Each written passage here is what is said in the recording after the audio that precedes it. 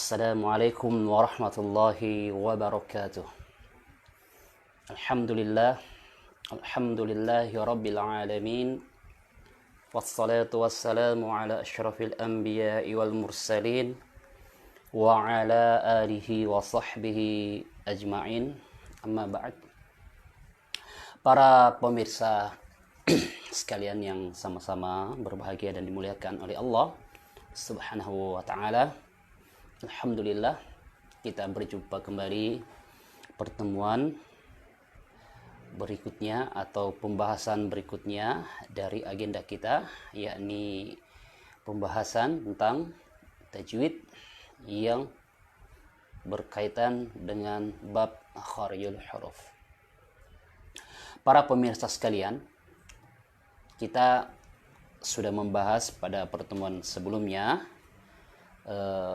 salah satu makhraj atau tempat keluarnya huruf yang disebutkan oleh para ulama, yaitu yang pertama adalah al-jauf. Al-jauf sudah kita bahas kemarin. Pada saat ini kita akan kembali melanjutkan pembahasan yang pada bab di makharijul huruf, yakni pembagian yang kedua dari tempat keluarnya huruf, yaitu al-halq. Ya, al-halq artinya tenggorokan. Artinya tenggorokan. Al-halq ini dikatakan juga bagian daripada huruf halqiyah. Huruf halqiyah. Di mana ya, di tenggorokan ini ada 6 huruf yang akan menjadi pembagian kita atau pembahasan kita nantinya. Dan di dalam tenggorokan ini juga ya, ke-6 huruf tersebut dibagi menjadi 3 bagian. Ya, menjadi 3 bagian dari 6 huruf ini. Insyaallah kita nanti akan jelaskan ya satu persatu. Ya, satu persatu. Kita akan sedikit memahami ya apa itu tenggorokan. Ya. Ya, tenggorokan itu juga bagian daripada salah satu tempat keluarnya huruf, ya. Dimana di tenggorokan itu kalau kita pahami ya, antara ini ada tenggorokan, ya.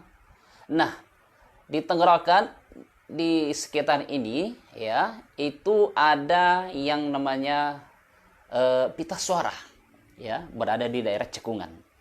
Nah, itu ada namanya pita suara. Di sini nanti juga melalui salah satu proses dari keluarnya huruf tersebut atau tempat keluarnya huruf tersebut. Ya. Di mana itu tenggorokan? Tenggorokan itu kalau kita ambil bagian daripada bentuk anatomi tubuh, ya, anatomi tubuh karena dimasuk pada pembagian anatomi tubuh. Ya, kalau kita sebutkan kerangkanya, ya. Nah, tenggorokan ini artinya dia berada di atas dada, ya. Ini ada perbatasan, ya, berada di atas dada. Itu adalah tenggorokan, ya. Kalau diambil dari dada, dia naik sampai ke atas, ya. Ini namanya tenggorokan, ya. Nah, di dalam tenggorokan ini nanti keluar sekitar 6 huruf, ya. Keluar 6 huruf yang akan kita bahas satu persatu, ya. Setiap pembagian maksimal 2 huruf ataupun 1 huruf biar lebih mudah untuk pemahaman, ya, dan lebih mudah untuk kita latih, ya, di dalam kategori pembahasan ilmu tajwid, ya. Baik, pada saat kita masuk pembahasan huruf ini, ya, ada yang nanti kita akan rinci, ya, supaya lebih mudah, ya. Kita ya sebutkan di dalam kitabnya Imam Al-Jazari, ya, Manzuma Al-Jazari dikatakan summa li aqsal halki hamzun ha'u. Ya, perhatikan summa li aqsal halki hamzun ha'u. Ya. Imam Al-Jazari rahimahullah berkata, kemudian ya, untuk pangkal tenggorokan itu ya keluar darinya huruf. Ya, ini urutannya yang akan kita bahas ya. Keluar darinya huruf. Ya, aqsal halqi. Artinya pangkal tenggorokan ya. Aqsal artinya pangkal ya, halqi artinya tenggorokan. Ya. Aqsal halqi, pangkal tenggorokan ini ada 2 huruf yang keluar dari pangkal tenggorokan tersebut, ya. Ini yang disebutkan oleh Imam Al-Jazari rahimahullah. Ya. Di dalam lafaz ini dikatakan summa li aqsal halqi hamzun ha'u. Ya. Kemudian pada posisi pangkal tenggorokan itu keluar darinya 2 huruf, ya. Yakni huruf ya hamzah dan huruf ha, ya. Huruf hamzah dan huruf ha.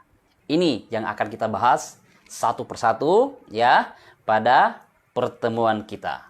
Baik, silakan dipahami ya, dicerna baik-baik, dianalisa baik-baik ya, bagaimana susunan di dalam memahami makhraj ya, atau tempat keluarnya huruf hijaiyah di dalam Al-Qur'an ya. Kita punya sedikit kaidah di dalam memahami satu persatu huruf itu ya.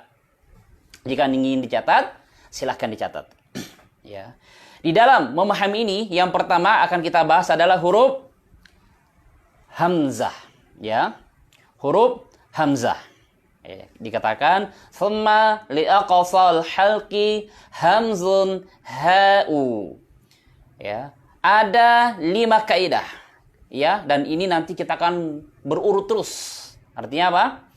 Akan menjadi panduan kita ya, dari awal sampai akhir dari pelajaran kita bab makharijul huruf. Ya. Kaidah dalam pengenalan huruf ya, atau cara pengenalan huruf biar lebih dekat penekanan pada pemahaman kita di dalam memahami huruf ya. Yang pertama yang harus kita tahu atau kita pahami adalah tempat keluarnya huruf ya. Jadi ada pertanyaan, jika ada orang bertanya, di mana tempat keluarnya huruf hamzah? Ya, sehingga ada pertanyaan, tempat keluarnya huruf ya. Tempat keluarnya huruf ya, hamzah itu di aqsal halqi ya. Aqsal halqi, pangkal tenggorokan ya. Pangkal tenggorokan. Itu jawaban yang pertama. Kaidah pertama ya. Atau jawaban pertama, jika ada pertanyaan, di mana tempat keluarnya huruf hamzah? Ya. Tempat keluarnya huruf hamzah. Maka jawabannya adalah pangkal tenggorokan. Ya. Kaidah kedua, ya, yakni cara keluarnya huruf hamzah tersebut, ya. Cara keluarnya huruf hamzah. Nah, ini pertanyaannya, bagaimana cara keluarnya? Tadi kita sudah tahu, orang semua tahu. Kalau ditanyakan, di mana keluarnya huruf hamzah? Umum jawabannya adalah di pangkal tenggorokan. Ya, di pangkal tenggorokan. Sekarang kita tambahkan lagi kaidah kedua. Ya, cara keluarnya. Bagaimana pemirsa cara keluarnya huruf hamzah? Ya, yakni dengan cara ya, huruf hamzah ini pada saat atau proses ya, dia si huruf hamzah keluar dari makhrajnya atau dari tempatnya, maka dia menjauh dari pita suara. Ya, atau dikatakan hanya sedikit yang masuk pada posisi tempatnya yang berdekatan dengan apa? Pita suara. Ya, artinya apa? Dia menjauh. Ya, ini posisinya menjauh kalau seperti apa? Mungkin masuk di fathah, di dhammah, di kasrah. Ya. Jadi bahasanya dia saat atau proses dia keluar dari makhrajnya atau tempat keluarnya huruf, maka dia menjauh, ya. Menjauh, ya. Makhrajnya dari apa? Dari kedua pita suara, ya. Atau hanya sebagian saja. Ada mungkin yang mendekat, hanya sebagian saja. Ya, itu tempat keluarnya huruf hamzah. Pada saat apa? Posisi di fathah atau di dhammah ataupun di kasrah. Ya. Ada perbedaan cara keluarnya. Ya. Perbedaan apa dia? Perhatikan, pada posisi di sukun huruf hamzah itu, atau dia posisi, ya, masuk pada sukun, ya, atau bertemunya nanti beberapa huruf, maka hamzah itu dikatakan, ya, makhrajnya tertutup.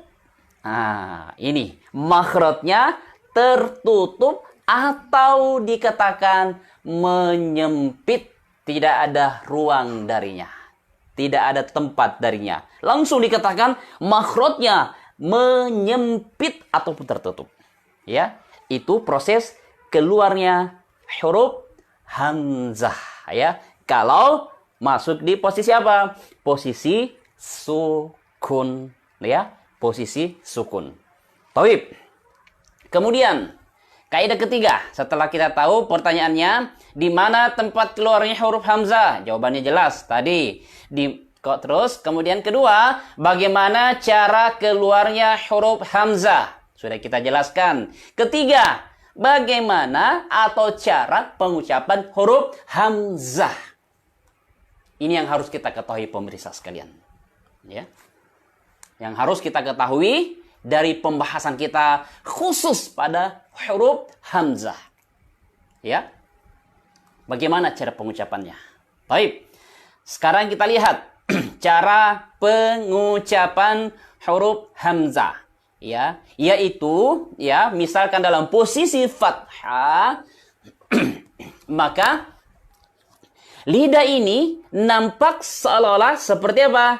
Istifal, ya, seolah-olah istifal, dikatakan turun, ya, ke dasar mulut, ya, turun ke dasar mulut, ya, sehingga suara itu muncul, ya, suara itu muncul dengan sempurna, ya.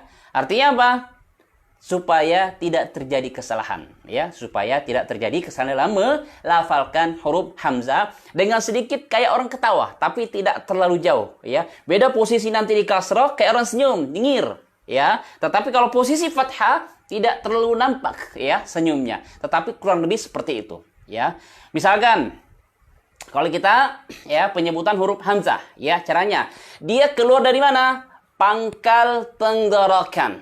Lihat, pangkal tenggorokan. Ya, posisinya dia lidah. Ya, kalau diperhatikan dia istifal, posisi lidah, ya, posisi lidah istifal. Dan asli huruf itu keluar dari pangkal tenggorokan. Ya, nanti kita jelaskan sedikit kesalahan di dalam melafazkan hurufnya, ya. Ya, sedikit terbuka, ya, ya, keluar, ada kayak sedikit dorongan, ya, itu posisi di fathah. Bagaimana posisi kasrah? Tekanannya, ya, Kalau dhammah, Ya, sehingga kalau kita latih a i u a, posisinya dia, ya, a i u a, a i u a.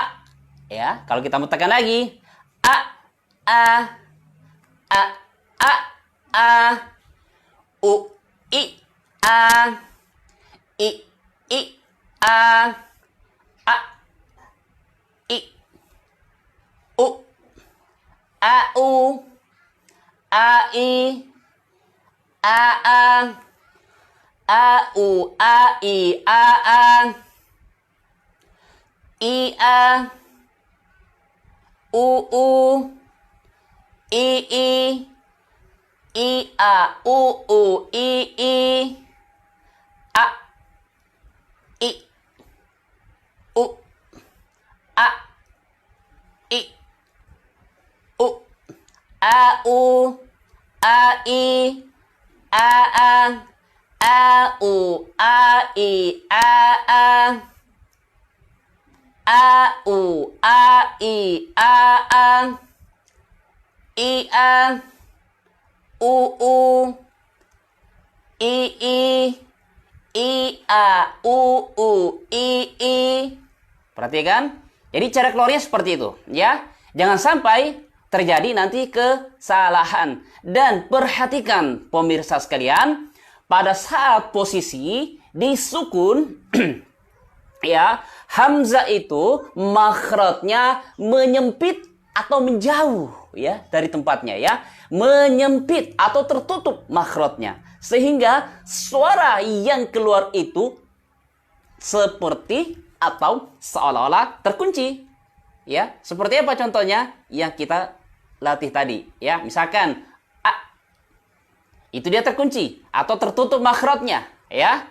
Atau dikatakan menyempit, a i u a i u. Sehingga pada saat kita misalkan nanti ada membaca di salah satu surah bacaan Al-Quran kita, ya, ketemu misalkan huruf sebelumnya di fathah dan sukun dan ada hamzah di situ. Maka cara pengucapannya manahu, misalkan manahu yakulun, ya, yakulun, tu'marun, tu'marun. Maka jangan dibaca manahu tumaru. Tidak boleh. Karena apa? Posisi sukun, makhrajnya dia menyempit, ya. Dikatakan menyempit ataupun tertutup. Baik?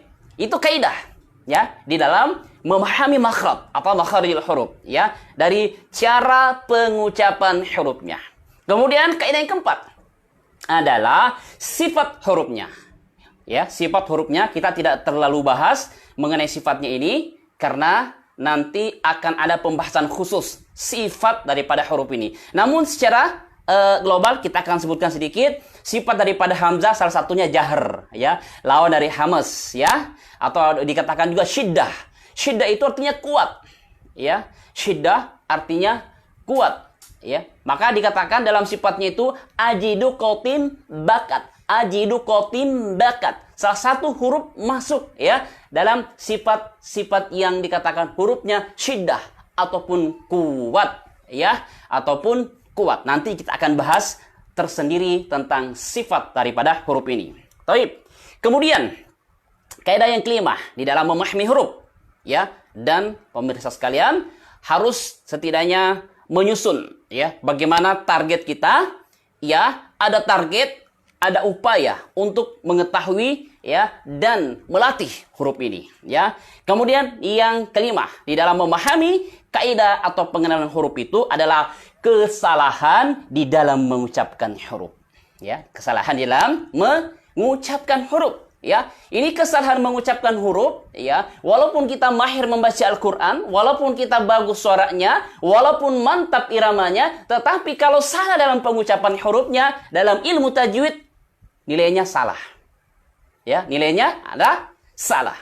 Baik, apakah itu nanti masuk lahanul jali ataukah lahanul khafi? Ya, kita lihat perkembangannya. Baik. kesalahan di dalam mengucapkan huruf hamzah. Apa saja kesalahannya pemirsa sekalian? Sangat banyak. Pertama, kesalahan biasanya terjadi tatkala melafalkan huruf hamzah adalah huruf hamzah diganti menjadi huruf ain. Perhatikan, menjadi huruf ain. Kita kasih contoh. Masalah dalam isti'adah. Misalkan isti'adah a'udzu. Maka pertama adalah hamzah di situ dibaca maka diganti dengan huruf ain. Seperti a'udzu, ya, a'udzu mengganti huruf ain, ya. Misalkan juga terkadang orang terjebak dengan suara atau irama atau nahda yang diucapkan dalam membaca Al-Qur'an. Sehingga apa terjadi? Tatkala masuk huruf hamzah di mana saja, masuk huruf ain. Seperti apa? Innalladzina amanu. Innalladzina amanu. Semua masuk pada huruf ain sehingga terjadi kesalahan. Taib. Kemudian kesalahan kedua di dalam melafazkan huruf hamzah adalah membawa huruf itu suaranya ke rongga hidung menjadi gunnah. Ya, jadi setiap kita menyebutkan kesalahan di dalam huruf, maka tidak akan pernah lepas penjelasan tentang kesalahan khayshum atau gunnah. Khayshum atau gunnah. Artinya apa? Memindahkan atau membawa suara itu ke rongga hidung.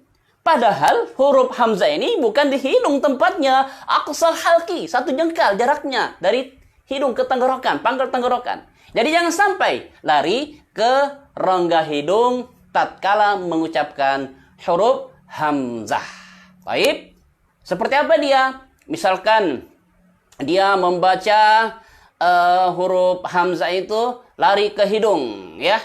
Dengan cara misalkan idza, ya kan? Akhirnya kan kita baca idzazul, ya, idza.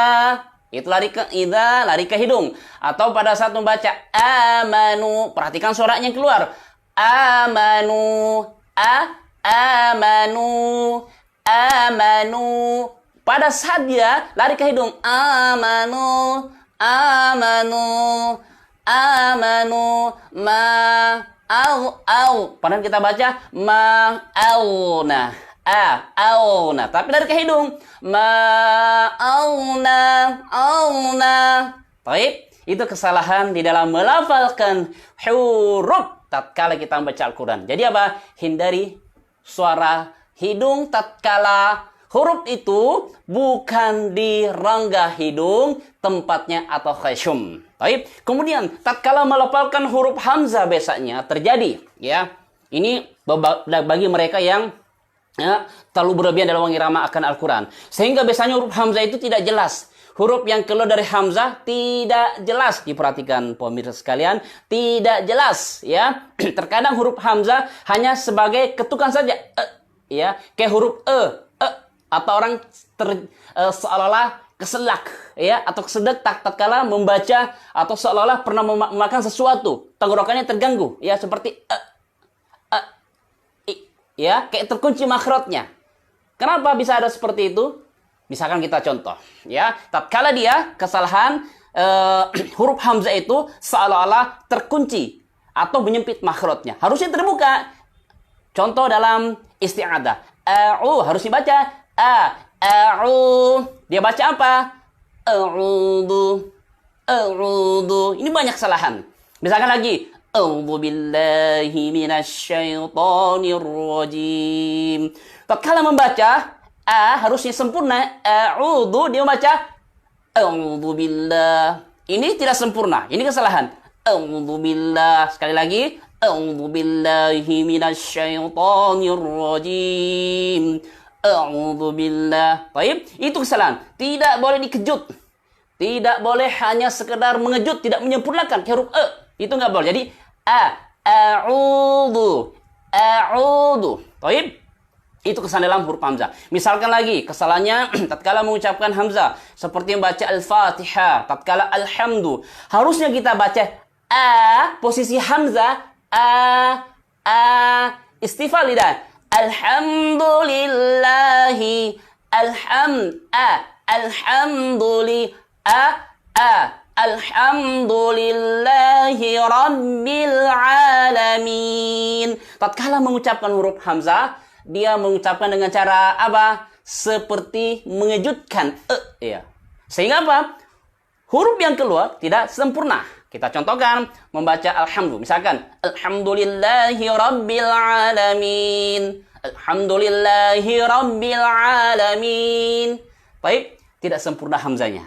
Ya, ini beberapa kesalahan. Ya, baik, waktu lewat. Jadi beberapa kesalahan dari kesalahan mengucapkan atau melafalkan huruf hamzah.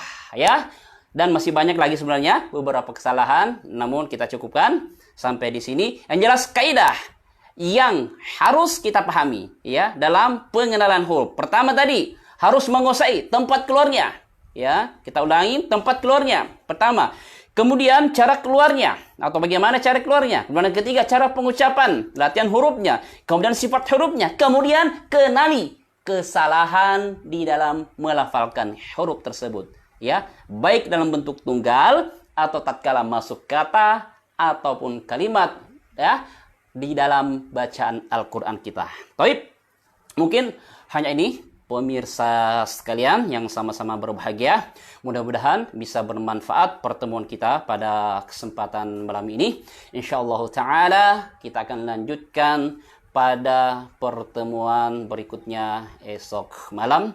Mudah-mudahan bisa bermanfaat bagi kita semuanya. Mohon maaf atas segala kekurangannya. Subhanakallahumma wa bihamdik asyhadu an la ilaha illa anta astaghfiruka wa atubu ilaik. Ila akhiri da'wana anil hamdulillahi rabbil alamin. Assalamualaikum warahmatullahi wabarakatuh.